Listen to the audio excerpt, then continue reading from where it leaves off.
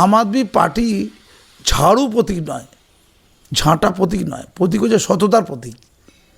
যে সৎ, আন্না হাজারে শিষ্য সততাকে লাগু করবে, এটা ছিল অরবিন্দ কেজরিওয়ালের প্রধান এবং মুখ্য কথা।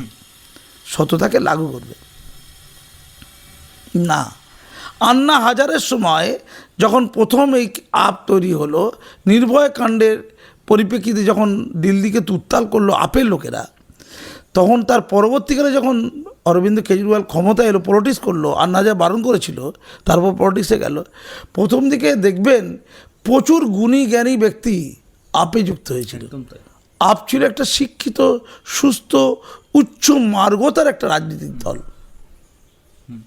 তিলে তিলে অরবিন্দ কেজরিওয়ালের সেই আপ থেকে লোক বেরিয়ে গেল, অনেকে ঘাড় ধাক্কা দিয়ে বের করে দিল। এই অরবিন্দ কেজরিওয়াল আইআইটি খড়গপুর থেকে পাস করা, আইআইটি খড়গপুর গেলে যাই না, আইআইটি পাস। অনেকে স্বচ্ছ ভাবমূর্তি ছিল, তার মাফলারের মধ্যে লোক সততা খুঁজে পেয়েছিল।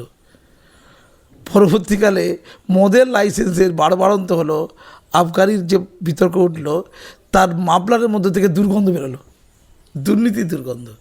অর্থাৎ সততার প্রতীক এই চ্যাপ্টারটা ক্লোজ হয়ে গেল। স্বচ্ছ ভাবমূর্তি লোকেরা তার কাছে সরে গেল, তিনি চোর প্রতিপন্ন হলেন। নরেন্দ্র মোদীর সরকার ওকে গ্রেপ্তার যে করেছে, সরকার বলতে সিবিআই ইত্যাদি, কিছু তথ্য তো ছিল। তারপরে ওই শীষ মহল 52 কোটি, কি ডাঠি।